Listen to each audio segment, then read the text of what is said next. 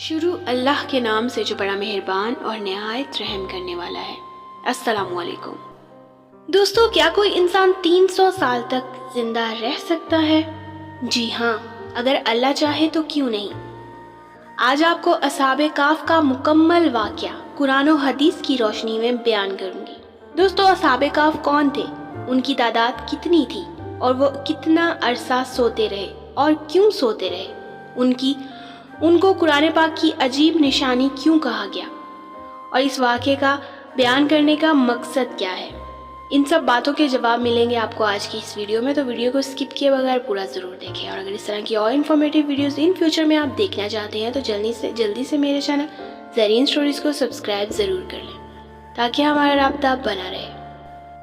دوستو، حضور پاک صلی اللہ علیہ وآلہ وسلم کے دور میں کچھ قریش مکہ یہودی عالم کے پاس گئے اور اس سے کہا کہ حضور پاک صلی اللہ علیہ وآلہ وسلم سے ایسا کیا سوال پوچھا جائے کہ ان کے نبی ہونے کی حقیقت واضح ہو جائے۔ اس کے جواب میں یہودی عالم نے آپ صلی اللہ علیہ وآلہ وسلم سے 3 سوال پوچھنے کو کہا، جن میں ایک سوال یہ تھا کہ اصحاب کہف کون تھے۔ لہٰذا اللہ پاک نے اپنے پیارے محبوب صلی اللہ علیہ وآلہ وسلم کو اس کا جواب قرآن پاک میں سورہ کہف کے اندر مکمل وضاحت کے ساتھ بیان فرمایا ہے۔ دوستو، حضرت عیسیٰ علیہ السلام کا دور تھا جب اللہ تعالیٰ نے آپ علیہ السلام کو آج کے دور کے فلسطین کے علاقے میں اسلام کی تبلیغ کے لیے بھیجا۔ یہ علاقہ اس وقت رومن امپائر میں شمار ہوتا تھا اور یہاں پر آباد لوگ بت پرست تھے۔ یہاں ایک یہودی بادشاہ کی حکمرانی تھی جو رومن حکومت کے ماتحت کام کر رہا تھا۔ جب حضرت عیسیٰ علیہ السلام نے تبلیغ شروع کی تو رومی لوگ آپ علیہ السلام کے مخالف ہو گئے اور آپ علیہ السلام کو گرفتار کر کے سولی پر لٹکانا چاہا، مگر اللہ رب العزت کے حکم سے حضرت عیسیٰ علیہ السلام کو زندہ آسمان پر اٹھا لیا گیا۔ دوستو، حضرت عیسیٰ علیہ السلام کے آسمان پر اٹھا لیے جانے کے بعد عیسائیوں کا حال بے حد خراب اور نہایت ابتر ہو گیا۔ لوگ بت پرستی کرنے لگے اور دوسروں کو بھی بت پرستی پر مجبور کرنے لگے۔ خصوصاً ان کا ایک بادشاہ تھا دقیانوس۔ وہ اس قدر ظالم تھا کہ جو شخص بت پرستی سے انکار کرتا وہ اس کو قتل کر دیتا۔ اصحاب کہف جو کہ بادشاہ کے درباری بھی تھے، مگر یہ لوگ صاحب ایمان تھے اور بت پرستی سے انتہائی بیزار تھے۔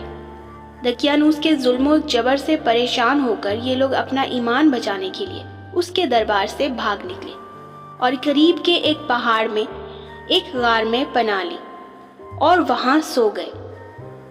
300 برس سے زیادہ عرصہ اسی حال میں سوتے رہے۔ دقیانوس نے جب ان لوگوں کو تلاش کروایا اور اس کو معلوم ہوا کہ وہ لوگ غار کے اندر ہیں تو وہ بے حد ناراض ہوا اور یہ حکم دیا کہ غار کو ایک سنگین دیوار اٹھا کر بند کر دیا جائے تاکہ وہ لوگ اسی میں رہ کر مر جائیں اور وہی غار ان لوگوں کی قبر بن جائے۔ مگر دقیانوس نے جس شخص کے سپرد یہ کام کیا تھا وہ بہت ہی نیک دل اور صاحب ایمان تھا۔ دوستو، اس نے اصحاب کہف کے نام، ان کی تعداد اور ان کا پورا واقعہ ایک تختی پر لکھوا کر تانبے کے صندوق کے اندر رکھ کر دیوار کی بنیاد میں رکھ دیا اور اسی طرح کی ایک تختی شاہی خزانے میں بھی محفوظ کروا دی۔ کچھ عرصے کے بعد دقیانوس بادشاہ مر گیا اور سلطنتیں بدلتی رہیں، یہاں تک کہ ایک انصاف پسند اور نیک دل بادشاہ جس کا نام بیدروس تھا تخت نشین ہوا، جس نے 66 سال تک بہت شان و شوکت کے ساتھ حکومت کی۔ اس کے دور میں مذہبی فرقہ بندی شروع ہو گئی اور بعض لوگ مرنے کے بعد زندہ ہونے اور قیامت کا انکار کرنے لگے۔ قوم کا یہ حال دیکھ کر بادشاہ رنج و غم میں ڈوب گیا اور وہ تنہائی میں ایک مکان کے اندر بند ہو کر اللہ تبارک و تعالیٰ کے سامنے نہایت بے قراری کے ساتھ گریہ زاری کر کے دعائیں مانگنے لگا کہ اے میرے پروردگار، کوئی ایسی نشانی ظاہر فرما دے تاکہ لوگوں کو مرنے کے بعد زندہ ہو کر اٹھنے اور قیامت کا یقین ہو جائے۔ بادشاہ کی یہ دعا قبول ہوئی اور اچانک بکریوں کے ایک چرواہے نے اپنی بکریوں کو ٹھہرانے کے لیے اسی غار کو منتخب کیا اور دیوار کو گرا دیا۔ دیوار گرتے ہی لوگوں پر ایسی ہیبت و دہشت طاری ہو گئی کہ دیوار گرانے والے خوف سے وہاں سے بھاگ گئے اور اصحاب کہف بحکم الہی نیند سے بیدار ہو کر اٹھ بیٹھے اور ایک دوسرے سے سلام و کلام میں مشغول ہو گئے اور نماز بھی ادا کر لی۔ دوستو، جب ان لوگوں کو بھوک لگی تو ان لوگوں نے اپنے ایک ساتھی یملیخا سے کہا کہ تم بازار جا کر کچھ کھانا لاؤ اور نہایت خاموشی سے یہ بھی معلوم کرو کہ دقیانوس ہم لوگوں کے بارے میں کیا ارادہ رکھتا ہے۔ یملیخا غار سے نکل کر بازار گئے تو یہ دیکھ کر حیران رہ گئے کہ شہر میں ہر طرف عیسائیت کا چرچا ہے اور لوگ اعلانیہ حضرت عیسیٰ علیہ السلام کا کلمہ پڑھ رہے ہیں۔ دوستو، یملیخا یہ منظر دیکھ کر حیران و پریشان رہ گئے کہ الہی یہ کیا ماجرا ہے۔ پہلے تو اس شہر میں ایمان عیسائیت کا نام لینا بھی جرم تھا، آج یہ انقلاب کہاں سے اور کیوں کر آ گیا؟ پھر یہ ایک نان بائی کی دکان پر کھانا لینے کے لیے گئے اور دقیانوسی زمانے کا روپیہ دکاندار کو دیا جس کا چلن بند ہو چکا تھا، بلکہ کوئی اس سکے کو دیکھنے والا بھی باقی نہ رہا تھا۔ دکاندار کو شبہ ہوا کہ شاید اس شخص کو کوئی پرانا خزانہ مل گیا ہے، چنانچہ دکاندار نے ان کو حکام کے سپرد کر دیا اور حکام نے ان سے خزانے کے بارے میں پوچھ گچھ شروع کر دی کہ بتاؤ خزانہ کہاں ہے۔ یملیخا نے کہا کہ کوئی خزانہ نہیں ہے، یہ ہمارا ہی روپیہ ہے۔ حکام نے کہا ہم کس طرح مان لیں کہ روپیہ تمہارا ہے؟ یہ سکہ 300 سال پرانا ہے اور برسوں گزر گئے، اس سکے کا چلنا بند ہو گیا اور تم ابھی جوان ہو، لہٰذا صاف صاف بتاؤ کہ یہ مسئلہ حل ہو جائے۔ یہ سن کر یملیخا نے کہا کہ تم لوگ یہ بتاؤ کہ دقیانوس بادشاہ کہاں ہے، اس کا کیا حال ہے؟ حکام نے کہا کہ آج روئے زمین پر اس نام کا کوئی بادشاہ نہیں، ہاں سینکڑوں برس گزرے کہ اس نام کا ایک بے ایمان بادشاہ گزرا ہے جو کہ بت پرست تھا۔ یملیخا نے کہا کہ ابھی کل ہی تو ہم لوگ اس کے خوف سے اپنے ایمان اور جان کو بچا کر بھاگے ہیں، میرے ساتھی قریب ہی کے ایک غار میں موجود ہیں، تم لوگ میرے ساتھ چلو، میں تم لوگوں کو ان سے ملا دوں۔ چنانچہ حکام اور شہر کی کثیر تعداد کے لوگ اس غار کے پاس پہنچے۔ اصحاب کہف یملیخا کے انتظار میں تھے۔ جب اس کی واپسی میں دیر ہوئی تو ان لوگوں نے یہ خیال کر لیا کہ شاید یملیخا گرفتار ہو گئے، اور جب غار کے منہ پر بہت سے آدمیوں کا شور و غل ان لوگوں نے سنا تو سمجھ بیٹھے کہ یقیناً دقیانوس کی فوج ہماری گرفتاری کے لیے آ رہی ہے۔ چنانچہ وہ لوگ نہایت اخلاص کے ساتھ ذکر الہی اور توبہ استغفار میں مشغول ہو گئے۔ حکام نے غار پر پہنچ کر تانبے کا صندوق برآمد کیا اور اس کے اندر سے تختی نکال کر پڑھی تو اس تختی پر اصحاب کہف کے نام لکھے تھے، اور یہ بھی تحریر تھا کہ یہ مومنوں کی جماعت اپنے دین کی حفاظت کے لیے دقیانوس بادشاہ کے خوف سے اس غار میں پناہ گزین ہوئی ہے۔ تو دقیانوس نے خبر پا کر ایک دیوار سے ان لوگوں کو غار میں بند کر دیا ہے۔ ہم یہ حال اس لیے لکھتے ہیں تاکہ جب کبھی بھی یہ غار کھلے تو لوگ اصحاب کہف کے حال پر مطلع ہو جائیں۔